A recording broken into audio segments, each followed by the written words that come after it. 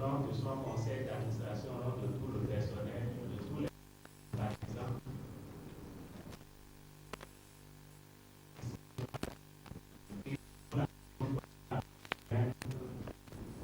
De leur présence, une cérémonie de lancement de projet pour la défense du consommateur. Crucial que la Ligue pour la défense du consommateur venait à soulever depuis des années et qu'elle a soulevé encore une fois à l'occasion de la crise alimentaire. Il était donc important pour nous, en tant que défenseurs de consommateurs, de réfléchir pour faire un plaidoyer aussi bien par l'État que par les producteurs et les consommateurs.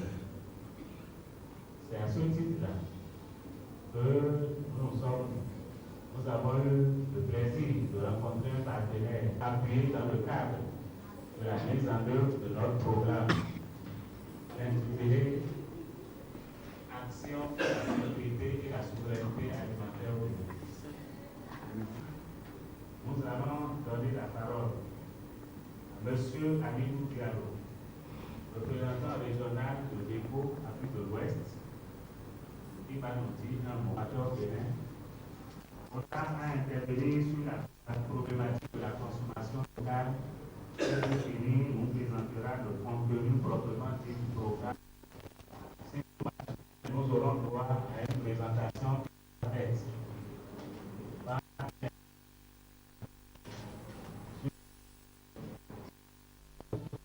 de certains produits importés. Donc, sans plus tarder,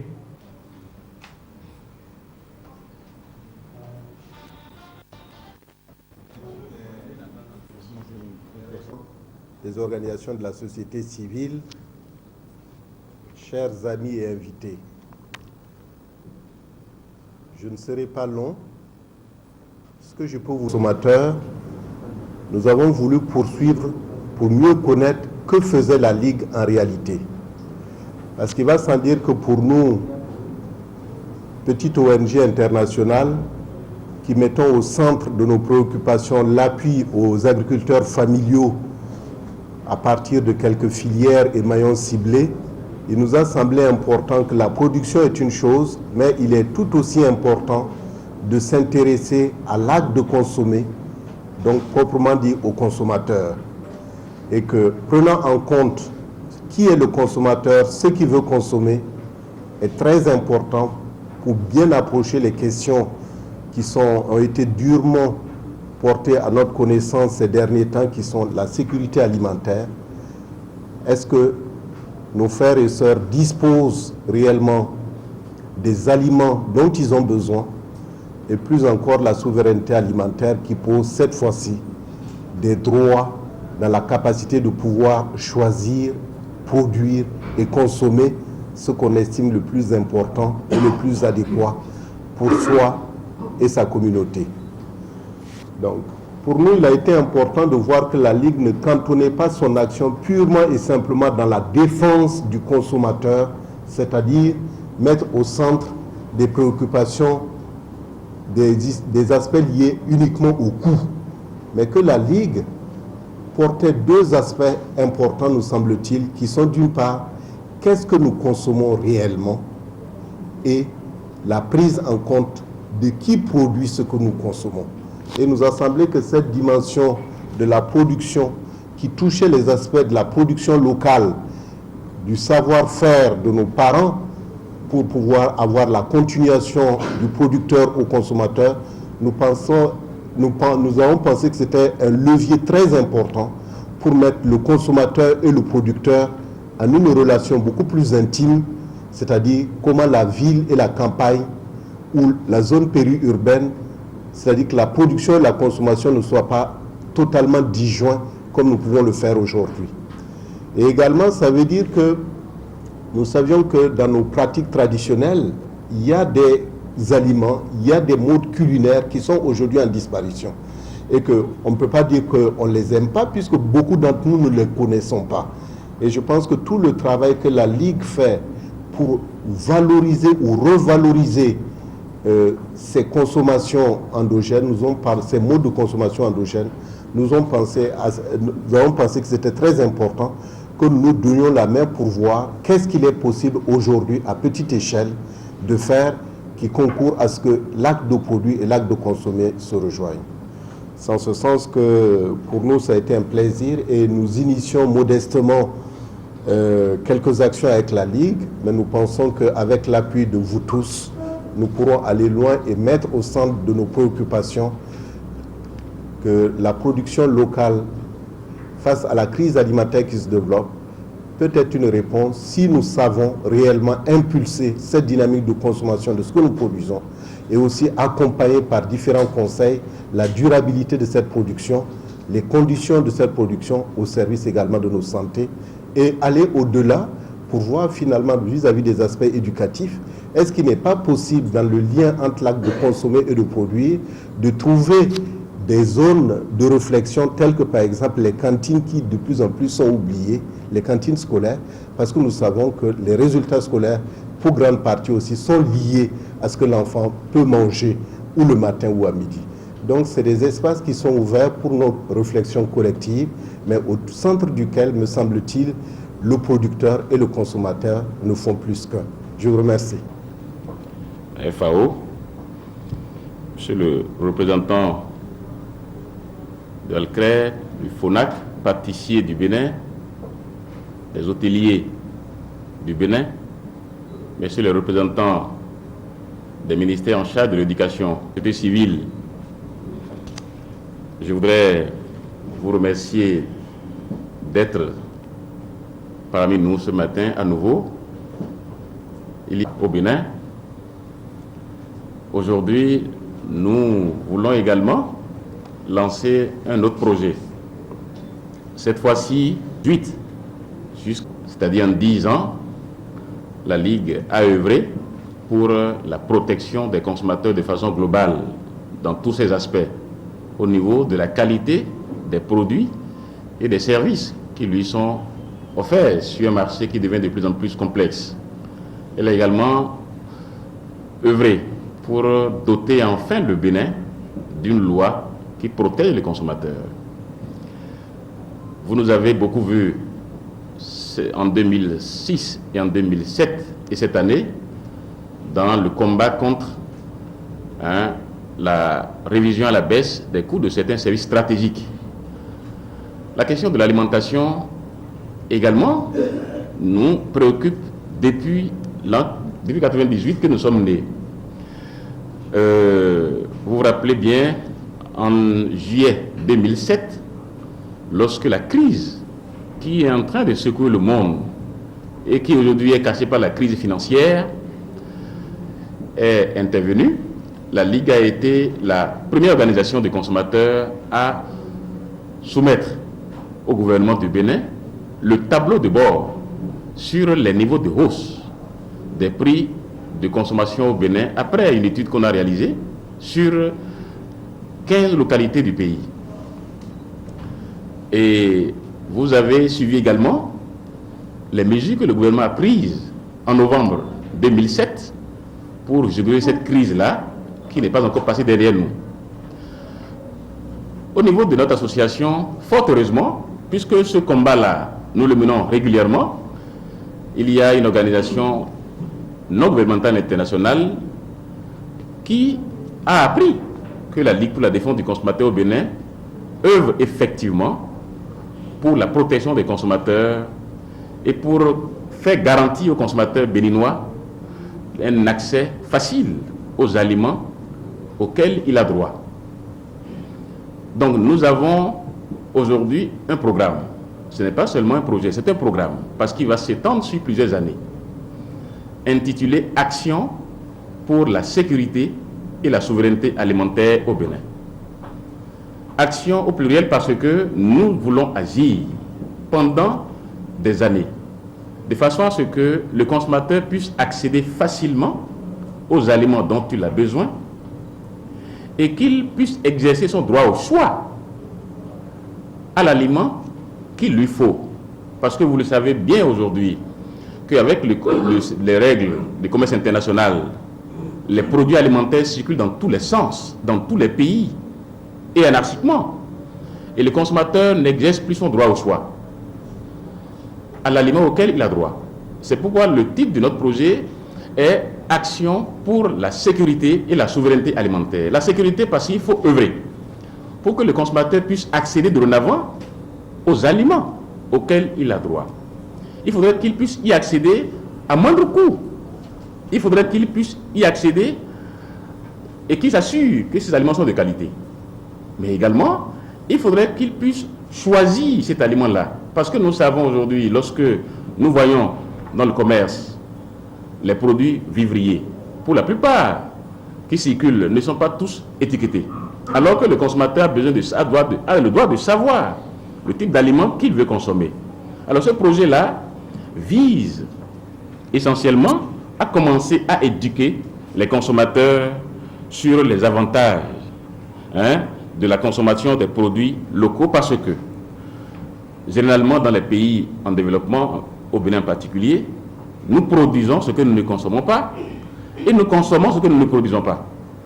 Il faudrait que nous orientons nos regards vers les produits locaux parce que nous avons au moins la certitude qu'ils sont produits par les paysans de chez nous. Nous avons au moins la certitude que ces aliments-là sont cultivés par des producteurs pauvres de chez nous.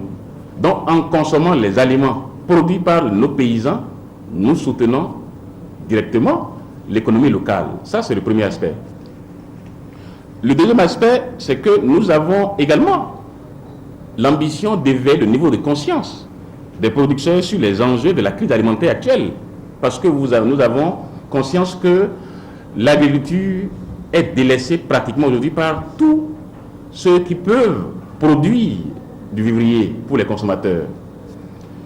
Et parce que tout simplement, le paysan n'est pas payé à juste prix pour le produit qu'il met sur le marché. Nous avons l'ambition de valoriser les produits locaux par les mets locaux, parce qu'aujourd'hui nous savons très bien que lorsque je vais dans un supermarché ou bien dans une pâtisserie, j'achète un gâteau qui coûte peut-être 1200 francs CFA. Je ne pourrais pas le manger avec 2 ou 3 personnes. Mais je pourrais acheter du gari et mon clui-clui dans la même valeur et le partager avec 2 autres personnes, 2 autres amis consommateurs. Donc, alors que mon gari et ce clui-clui et le gâteau, lorsqu'on les met sur la même balance en termes de valeur nutritive, peut-être que mon gari et mon clui-clui a plus de valeur nutritive que le gâteau. Mieux, les composantes de ce gâteau-là peuvent peut-être comporter des substances qui ne prennent pas forcément ma santé. Je ne dis pas que les gâteaux sont mauvais, mais c'est vers là que nous allons au niveau de la Ligue pour la défense du consommateur au Bénin. Nous ambitionnons contribuer à la relance de la production nationale, parce qu'on ne peut pas continuer à financer les agriculteurs américains, canadiens, qui aujourd'hui alimentent le monde entier et qui tiennent le ventre des consommateurs en main. Le céréal, le blé, le riz, aujourd'hui est produit de façon industrielle dans ces États-là par les paysans, par une minorité de paysans de cette grande puissance. Et nous orientons notre alimentation vers ces produits-là en délaissant les produits locaux qui sont nos produits, produits dans notre environnement, donc dans notre culture, et dont la consommation rime et préserve notre santé et notre environnement. Nous ambitionnons également faciliter l'accès au marché aux producteurs locaux. Et c'est un aspect important. Et c'est pourquoi le projet, en sa phase 1, sera orienté vers les enfants. Le représentant de VECO tout à l'heure disait que nous devions établir un pont entre l'éducation et l'alimentation. Le projet ambitionne sélectionner des écoles primaires et commencer par habituer les enfants de ces écoles-là à manger les repas produits par les paysans et cuisinés par nos sœurs qui ont encore la connaissance des arts culinaires de chez nous. Parce que il paraît quand même pas juste et normal, d'ailleurs responsable, que nous importons de la farine des États-Unis pour produire de la bouillie à nos enfants au Bénin, alors que la bouillie de maïs, de mil, du sorgho, déclarée comme aliment le plus sain par l'OMS et la FAO, est préparée par nos mamans, par nos sœurs ici. Il paraît injuste qu'on finance les producteurs américains et canadiens et français, alors que nous avons nos paysans de nos villages qui s'enlisent dans la pauvreté et nous crions crise alimentaire. Donc, on va sélectionner 2 écoles et ces enfants-là seront alimentés, les enfants de ces écoles-là seront alimentés d'aliments produits par les paysans de la localité et préparés par les femmes de la localité à ces enfants-là. Donc, on va commencer par habituer ces enfants-là à manger local. Les actions à entreprendre pour que ce projet, en sa phase 1, puisse aboutir, consistent à commencer par éduquer, par expliquer aux enfants, aux enseignants, aux parents d'élèves et aux producteurs des localités qui seront sélectionnés le bienfait de la consommation locale. Nous savons très bien que nous qui sommes en ville, il est difficile pour nous de nous changer. Mais nous sommes convaincus, et le partenaire est convaincu avec nous, qu'aujourd'hui, en commençant par les enfants et en éduquant les parents de ces enfants-là, les formateurs de ces enfants-là, les pays, alors tout le monde pourra commencer par opérer le changement à partir de la base et avec ce que nous voulons habituer à manger local aujourd'hui. Nous allons réaliser évidemment des contenus TV, radio, pour vulgariser cette éducation-là auprès de ses parents. Nous allons organiser, en dehors de ce cercle scolaire, des forats qui regrouperont éventuellement les producteurs et les responsables des administrations locales, parce qu'il faut les impliquer pour qu'ils contribuent à l'appui de cette initiative, parce que nous savons très bien que ce qui vient d'ailleurs n'est pas souvent accepté tout de suite, mais en impliquant les décideurs locaux, les paysans et les parents de ces élèves-là, ça pourra marcher. Donc des forats seront organisés pour expliquer le bienfait de la consommation locale. Le projet ambitionne également à mettre en place des cantines scolaires. Et lorsqu'on parle de mise en place de cantines scolaires, ce n'est pas que nous avons une masse d'argent à mobiliser pour construire de grandes surfaces où chacun viendra manger gratuitement. Non, ce n'est pas ça. Mais nous allons appuyer la mise en place de cantines scolaires dans ces écoles qui seront sélectionnées pour que dans ces cantines-là, les enfants ne mangent strictement que des aliments produits au niveau local. Je suis certain que nous avons tout au niveau local. Des lipides, des protéines, on en dispose. Et tout ce que les consommateurs mangent ne tourne autour de ces 3 catégories de nutriments. Nous ambitionnons associer les femmes beaucoup plus, parce que ce sont elles qui font le commerce, qui préparent ces repas-là aux enfants en milieu scolaire et qui éduquent leurs enfants à la maison. Ce projet, d'un coût global de 9,8 millions, à bénéfice d'un appui financier important du partenaire qui nous a donné 9,7 millions, donc la Ligue va contribuer à hauteur de 1,9 million.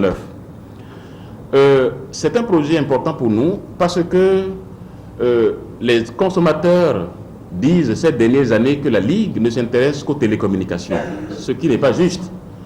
Nous, depuis notre création, nous avons agi au niveau de la sécurité alimentaire, de la sécurité sanitaire des aliments. Nous avons agi au niveau de la réglementation à mettre en place pour que les consommateurs béninois puissent accéder aux aliments de façon aisée. Mais nous ne pourrions pas simplement nous arrêter à l'alimentation, qui est fondamentale. Nous avons agi dans d'autres secteurs. C'est ce qui justifie que vous nous avez vus au niveau des services d'utilité publique, notamment l'eau, le téléphone et autres. Mais l'alimentation demeure pour nous un axe principal d'action pour la Ligue pour la défense du consommateur au Bénin. Nous avons de la documentation sur le projet que nous allons distribuer à tous les participants et à la presse, de façon à ce que son contenu, les actions que nous envisageons entreprendre, les résultats auxquels nous ambitionnons parvenir, soient connus de tous. C'est encore une contribution de la Ligue pour la défense du consommateur au Bénin. Lorsqu'il y a la crise alimentaire, nous avons demandé au gouvernement d'agir. Il a agi à sa manière, mais on va continuer à agir à notre niveau en tant que défenseur des consommateurs. En nous intéressant maintenant à ceux qui produisent et à ceux qui consomment. Mais nous ciblons actuellement les enfants. Nous ambitionnons à opérer le changement parti des enfants. Ils grandiront en maintenant, en gardant de bonnes habitudes et en commençant par consommer beaucoup plus local, ils contribueront au développement économique local. Et c'est seulement à cette condition que les autres pays se sont développés. Ce n'est pas en mangeant ce qu'on ne produit pas chez soi ou en produisant ce qu'on ne consomme pas chez soi qu'on se développe. Certains pays l'ont compris dans la sous-région et ont amorcé le développement à partir de la consommation locale. Ce sont des slogans pour nous ici. Nous ne l'avons pas encore intégré dans nos habitudes, mais la Ligue pour la défense du consommateur au Bénin maintenant veut joindre l'acte à la parole en demandant que les consommateurs béninois consomment local, mais en proposant ce qu'ils doivent consommer au niveau local.